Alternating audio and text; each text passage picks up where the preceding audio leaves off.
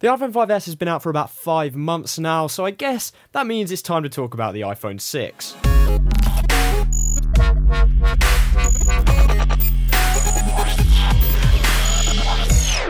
So the Apple iPhone 6 won't be out for a little while, but I thought it would be interesting to kind of round up some of the rumours that we've seen about the iPhone 6 and tell you a little bit about what to expect from the iPhone 6 when it is released, probably sometime in September 2014, and we'll talk about that in a little while. First of all, we will most likely see a redesign. Of course, Apple's kind of product line with the iPhones is they do a normal release, they do an iPhone 5 for instance, then they do an iPhone 5S, which generally takes the design standards set by the previous generation and then just kind of boosts the specs, improves the camera, that kind of thing. But the second iteration of the phone, so the iPhone 5 to the 6, means we'll get a redesign, some kind of a restructuring of the phone, and then also some spec improvements and things like that. It's very likely that we're actually going to see a screen size bump on the iPhone 6 to go from something like the 4-inch screen that's currently in the iPhone 5 up to a 4.7-inch screen, a lot of reports are sharing. So currently, basically the way it works now is if you want a bigger screen, you have to go to Android, which is obviously not great for Apple.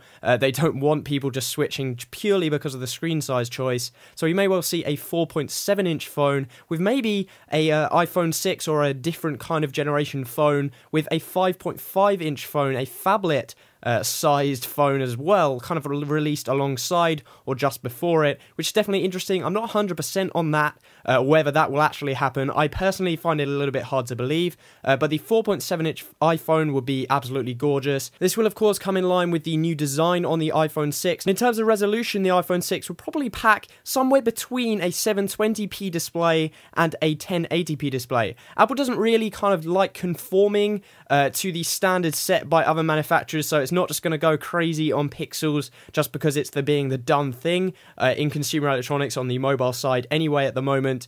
I doubt they'll go to 1080p purely because the difference for Apple isn't that much. You won't be seeing a drastic difference between a pixel density of 350 pixels per inch to maybe 400 pixels per inch. So I would imagine they'll go somewhere in between the 720p display and the 1080p display and keep it somewhere around the 1600 pixels mark, which of course you'll need if they have that bigger screen. Another interesting idea is that we'll see a home button replacement. Now I'm not saying removal here, notice that, because with the current iPhone you have a kind of physical button which you press. It's also now the Touch ID feature, so you're not going to get rid of that. They won't be replacing that at all. But what they might have is a capacitive button there instead. Obviously physical buttons tend to break. They're pretty much the first thing other than the screens which breaks in an iPhone.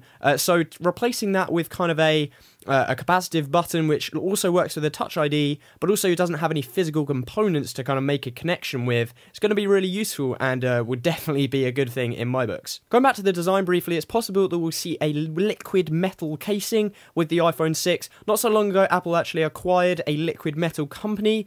Basically, liquid metal is a kind of alloy between a few different metals, a few different properties to create something a lot harder, a lot more efficient, but a lot more expensive to make than metal. So it'll be interesting to see whether we see a rear housing with that maybe constructed by Apple for use in the iPhone 6. We've actually seen a few leaked components, leaked rear housings of the iPhone 6, so maybe that's made with liquid metal. Not 100% on that. It'll be interesting to see whether they do to make the move away from aluminium in replacement of their own alloy, but it will be interesting to see. Personally, I quite like the aluminium. I'm not going to be too fussed if they just randomly change the material for no real good reason, unless it's super strong and kind of you can drop it and it doesn't really risk scratching and denting too well. That would be a definite plus. I can't tell you the amount of times I've dented the aluminium on my iPhone 5. That's a little bit of a questionable one there. But that said, the iPhone 6 is probably around the same sort of time frame it would take to implement the liquid metal after Apple acquired that company, or that may well be in the iPhone 7. Another very interesting addition which has been rumoured for a long time,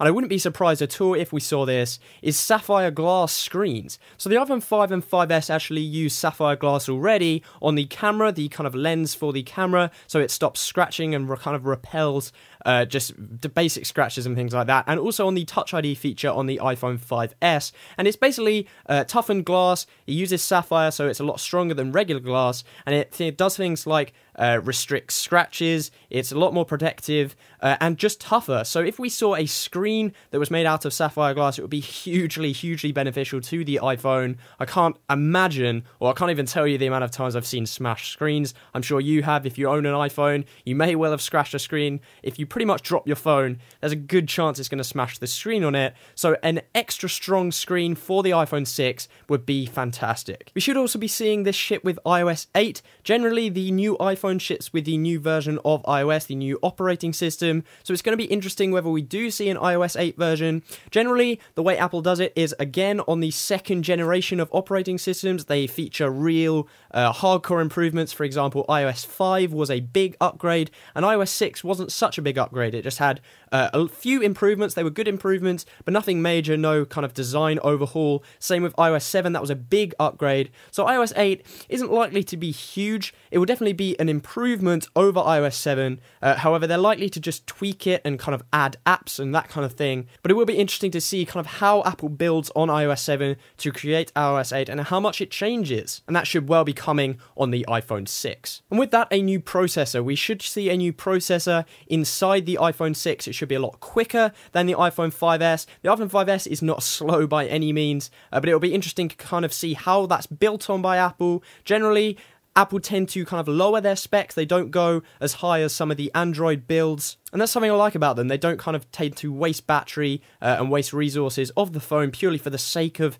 making a faster phone. If they don't feel like the phone needs to be quicker, they won't add any more RAM or any more memory. They won't add any more spec improvements purely because they're saving resources by not doing that. It's mostly improvements in things like gaming and photos, taking photos a lot quicker. That kind of thing will be improved with the iPhone 6 and that spec and memory boost. There you have it, guys. That's kind of my roundup for what to expect from the iPhone 6. Hopefully you did enjoy it. If you did and have made it to this point in the video, I'd really appreciate it if you did drop the video a like. Also, comment below. I'm interested to know kind of what you think about the new iPhone 6, whether you think it's going to be a good phone, whether you think it's going to be able to compete with the likes of the Samsung Galaxy S5, which is going to be released in a couple of weeks, and also the HTC, or the all-new HTC One, which again will be released, I think, sometime in early March. I'm interested to hear your take, so definitely drop a comment on that. Hopefully you have enjoyed, and I will see you next time.